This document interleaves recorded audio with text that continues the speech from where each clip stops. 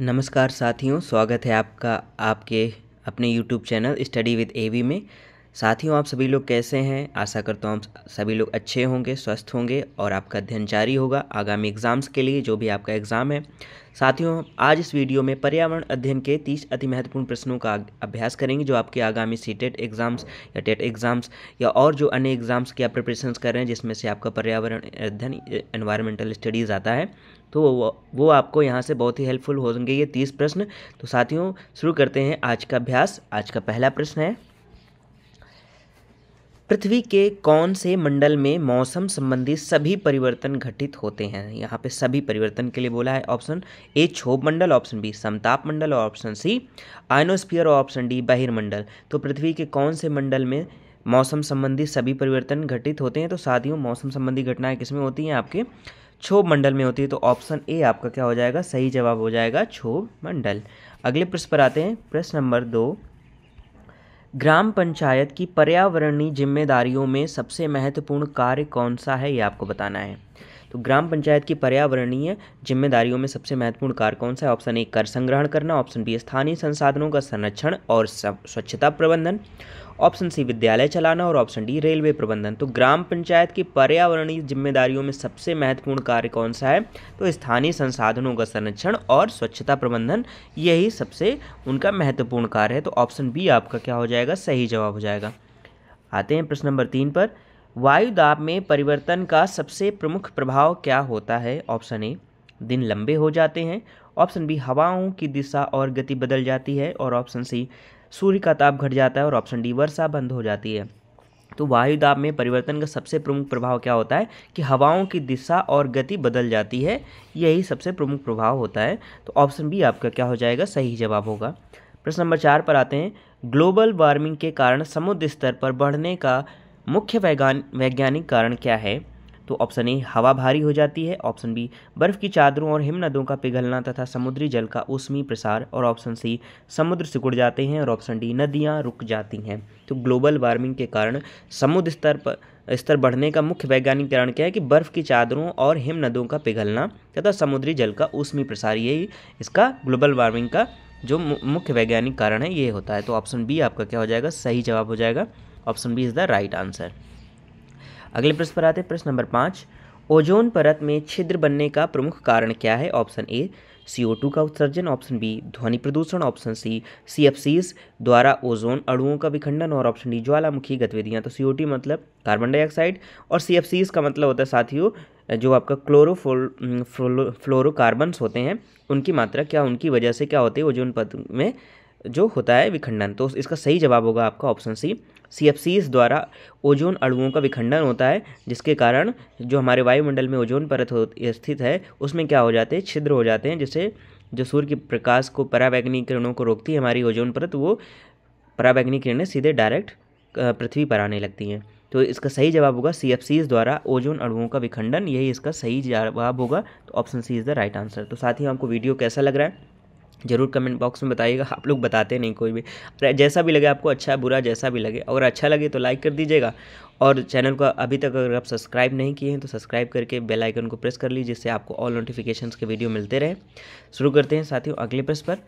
प्रश्न नंबर 6, हिमालय पर्वत श्रृंखला भारत की जलवायु को कैसे प्रभावित करती है? ऑप्शन ए गर्मी बढ़ाती है, ऑप्शन बी शीतल हवाओं को रोककर भारत की जलवायु को संतुलित बनाती हैं और ऑप्शन सी समुद्र को रोकती हैं और ऑप्शन डी वनों को बढ़ाती हैं।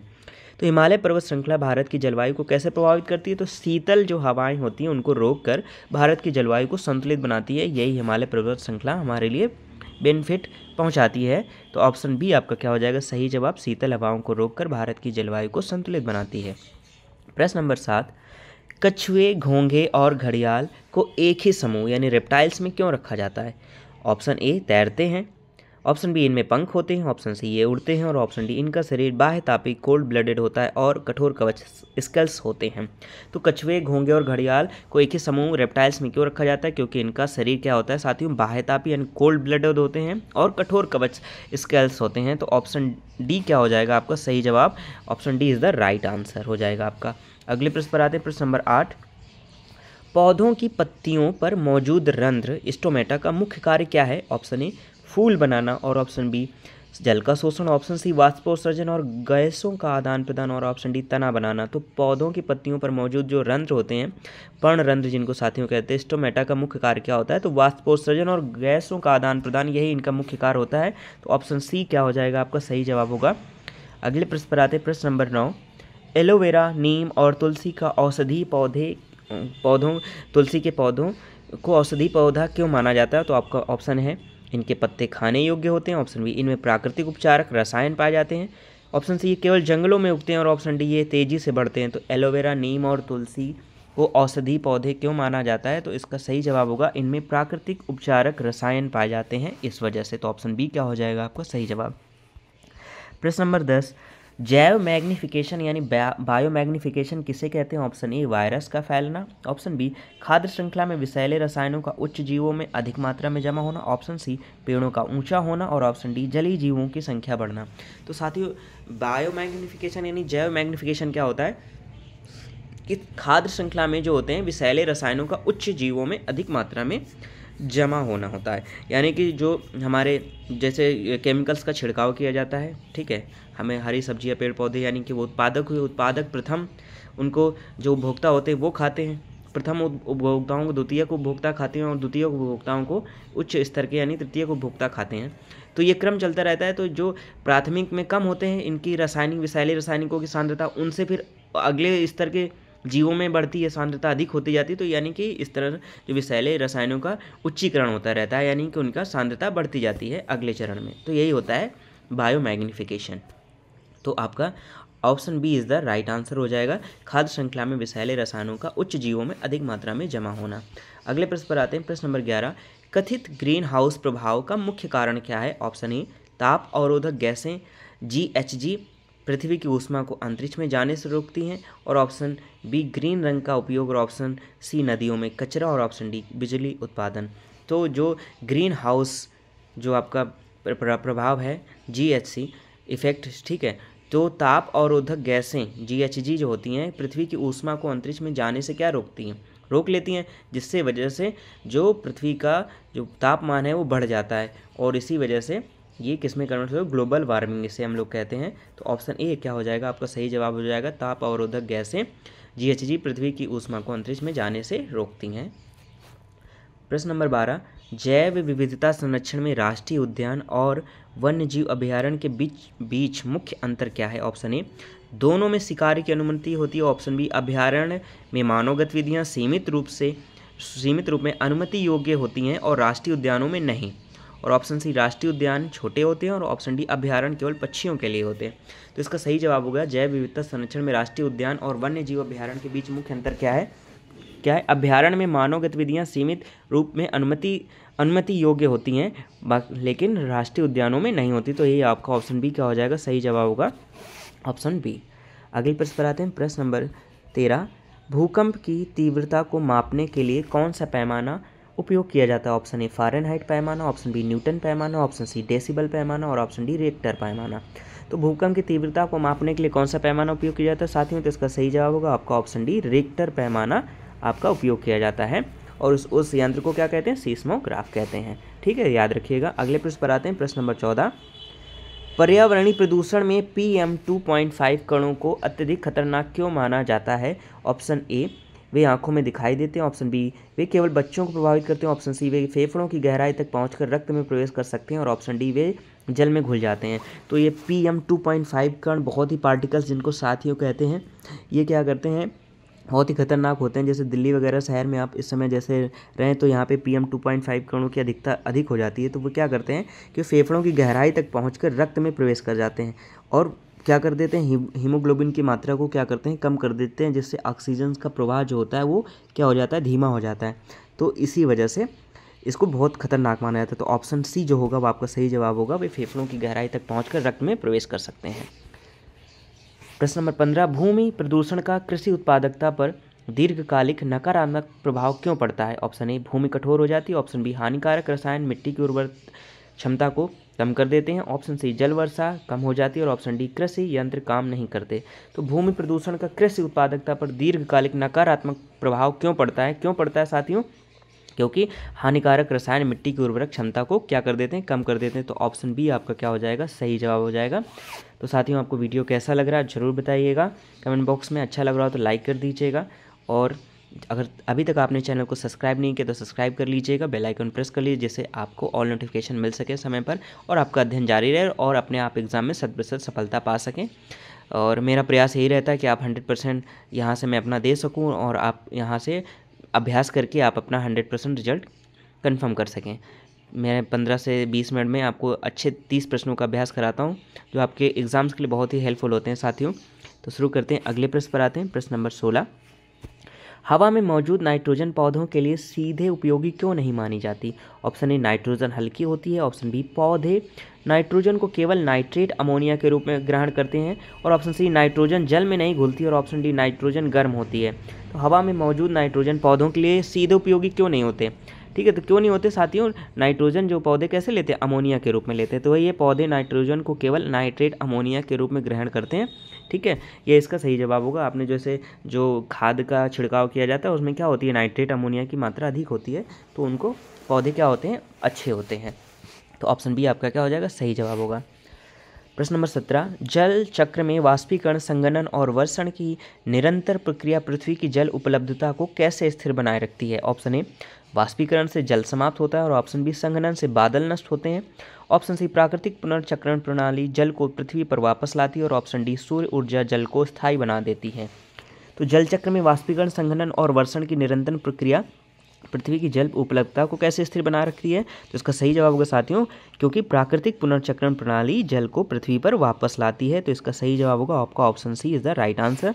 प्रश्न नंबर 18, स्थानीय समुदायों द्वारा जल संरक्षण हेतु अपनाया गया यानी चाल खाल डोह तंत्र किस सिद्धांत पर आधारित है? बहुत इंपॉर्टेंट क्वेश्चन है साथियों, याद रखिएगा, आपका आया हुआ है एग्जाम्स में ये।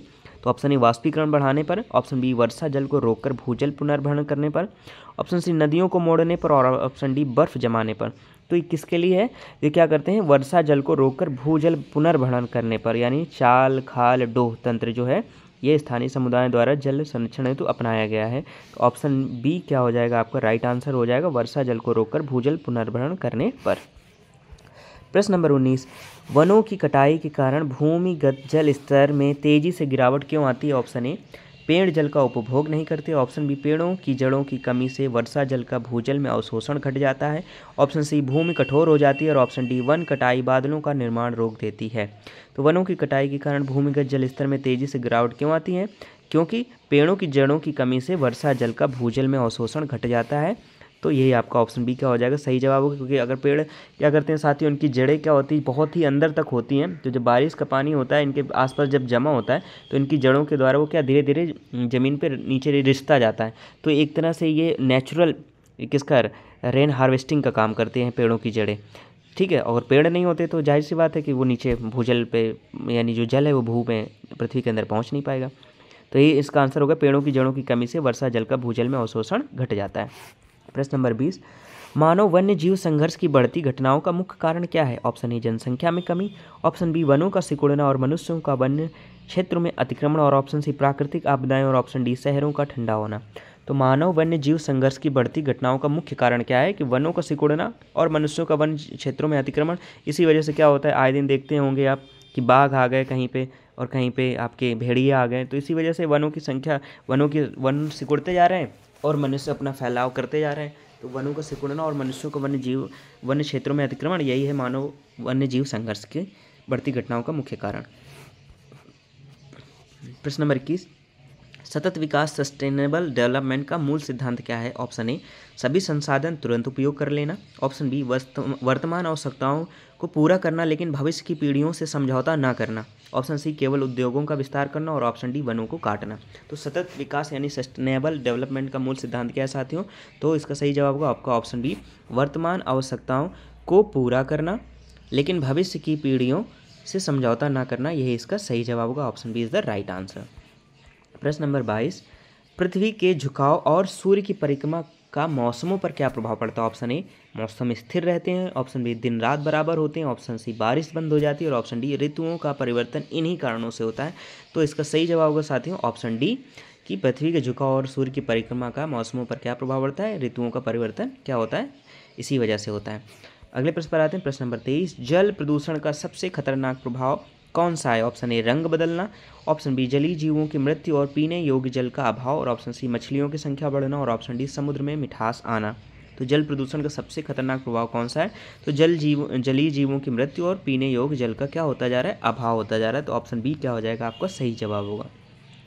प्रश्न नंबर 24, अत्यधिक रासायनिक उर्वरकों के उपयोग से मिट्टी पर क्या प्रभाव पड़ता है? ऑप्शन ए उर्वरता स्थायी रूप से बढ़ जाती है, ऑप्शन बी वनस्पति तेजी से बढ़ जाते हैं, ऑप्शन सी मिट्टी की गुणवत्ता घट जाती है और सूक्ष्म जीव मरने लगते हैं, और ऑप्शन डी वर्षा बढ़ जाती है। तो अत्यधिक रासायनिक उर्वरकों के उपयोग से मिट्टी पर क्या प्रभाव पड़ता है? तो इसका सही जवाब होगा आपका मिट्टी की गुणवत्ता घट जाती है और सूक्ष्म जीव मरने लगते हैं। तो ऑप्शन सी क्या हो जाएगा सही जवाब होगा। प्रश्न नंबर 25 पर आते हैं, यदि किसी क्षेत्र में मोनोकल्चर क्या होता है साथियों? एक ही फसल बार बार उगाना किया जाए तो इसकी दीर्घकालिक पर्यावरणीय समस्या क्या हो सकती हैं? ये मैंने लिख दिया है साथियों, लिखा नहीं होता वहाँ पर, ठीक है, मोनोकल्चर ही लिखा होता है, तो मोनोकल्चर इसलिए मैंने लिख दिया ब्रैकेट में कि एक ही फसल बार बार उगाना, ठीक है। तो ऑप्शन ए उत्पादकता हमेशा बढ़ती है, ऑप्शन बी जैव विविधता घटती है और कीट प्रकोप बढ़ता है, और ऑप्शन सी मौसम बदल जाता है, और ऑप्शन डी वनस्पति तेजी से फैलती है। तो यदि किसी क्षेत्र में मोनोकल्चर किया जाए तो इसकी दीर्घकालिक पर्यावरणीय समस्या क्या हो सकती है? तो क्या हो जाता है साथियों? जैव विविधता घटती है, क्या होता है? जैव विविधता घटती है और कीट प्रकोप बढ़ता है। तो ऑप्शन बी क्या हो जाएगा आपका सही जवाब होगा। प्रश्न नंबर 26 पर आते हैं, जीवों के अनुकूलन एडाप्टेशन का मुख्य उद्देश्य क्या है? ऑप्शन ए पर्यावरण के अनुसार जीवित रहना और संतति बनाना, ऑप्शन बी रूप बदलना, ऑप्शन सी रंग बदलना, और ऑप्शन डी भोजन बंद करना। तो जीवों के अनुकूलन का मुख्य उद्देश्य क्या है? पर्यावरण के अनुसार जीवित रहना और संतति बनाना, यानी आगे ग्रोथ करना, यही इसका सही जवाब होगा। Option A is the right answer. प्रश्न नंबर 27 पर आते हैं, मृदा अपरदन को रोकने का सबसे प्रभावी उपाय क्या है? यानी सॉइल इरोजन को रोकने का सबसे प्रभावी उपाय क्या है? ऑप्शन ए सड़क बनाना, ऑप्शन बी घनी वनस्पति और वृक्षारोपण बढ़ाना, ऑप्शन सी नदी रोकना, और ऑप्शन डी रेत बिछाना। तो मृदा अपरदन को रोकने का सबसे प्रभावी उपाय क्या है? घनी वनस्पति और वृक्षारोपण बढ़ाना, यही मृदा अपरदन को रोकने का सबसे प्रभावी तरीका है। ऑप्शन बी क्या हो जाएगा सही जवाब होगा। प्रश्न नंबर 28, रेगिस्तानी पौधे जल की कमी से बचने के लिए किस अनुकूलन का उपयोग करते हैं? ऑप्शन ए पत्तियों का मोटा होना, ऑप्शन बी गहरी जड़ें और कांटेदार पत्तियां, और ऑप्शन सी जल का बाहर निकालना, और ऑप्शन डी तेजी से फूल गिराना। तो रेगिस्तानी पौधे जल की कमी से बचने के लिए कौन सा अनुकूलन का उपयोग करते हैं? तो इसका सही जवाब क्या होगा?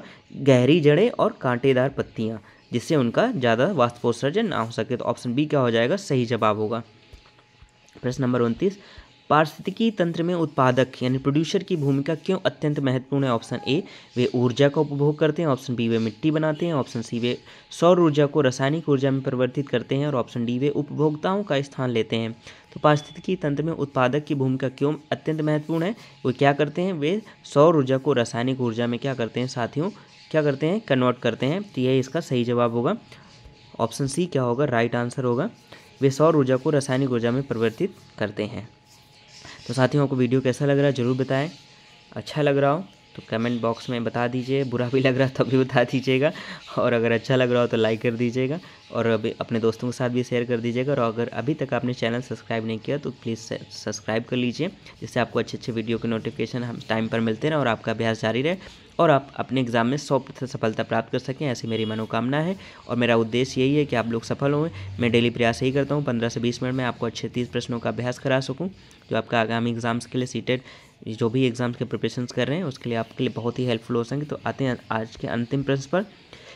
किसी क्षेत्र में जनसंख्या घनत्व अत्यधिक हो जाए तो पर्यावरण पर क्या प्रभाव पड़ता है? ठीक है, ऑप्शन ए वन बढ़ते हैं, ऑप्शन बी संसाधनों पर दबाव बढ़ता है और प्रदूषण में वृद्धि होती है, ऑप्शन सी वर्षा अधिक होती है, और ऑप्शन डी जैव विविधता तेजी से बढ़ती है।